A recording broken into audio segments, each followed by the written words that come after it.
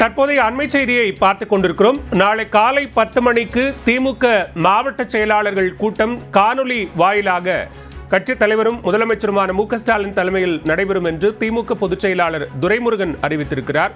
கூடுதல் விவரங்களோடு இணைகிறார் சிறப்பு செய்தியாளர் கோகுல். இப்போ தற்போது இருக்கக்கூடிய அரசியல் சூழல்ல இந்த மாவட்ட செயலாளர்கள் கூட்டம் என்பது எந்த அளவுக்கு முக்கியத்துவம் வாய்ந்தது, என்ன பேசுபொருள்கள் இருக்கும்?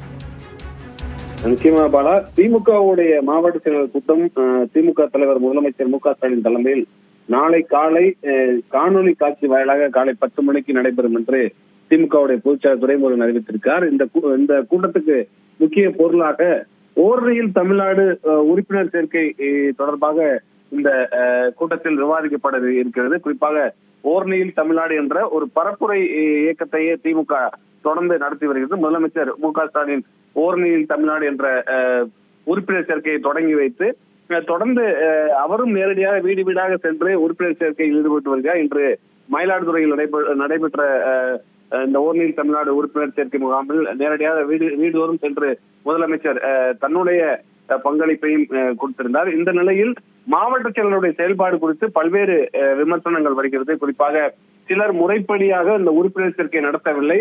ஏறக்குறைய 2 கோடி குடும்பங்கள் 1 கோடி குடும்பத்தினர் சேர்ந்து 2 கோடி பேரை உறுப்பினராக சேர்க்க வேண்டும் என்ற திட்டமிடலோடும் 45 நாட்களில் இதை முடிக்க வேண்டும் என்ற அடிப்படையில தொடர்ந்து இந்த ஓரணியில் தமிழ்நாடு நடைபெற்று வரக்கூடிய நிலையில் முறையாக உறுப்பினர் சேர்க்கை ஒரு சில இடங்களில் நடைபெறவில்லை என்ற ஒரு தகவலின் அடிப்படையில் இந்த மாவட்ட செயலர் கூட்டத்தை முதலமைச்சர் கூட்டியிருக்கார். அதே போல உங்களுடன் ஸ்டாலின் மனுக்களுக்கும் ஒரே நாள்ல 1,25,000 விண்ணப்பங்கள் ஆனது வந்திருப்பதாக தெரிவிக்கப்பட்டிருக்கிறது. அந்த திட்டங்கள் குறித்தும் இந்த மாவட்ட செயலர் கூட்டத்தில் மக்களிடம் கொண்டு செல்ல வேண்டும்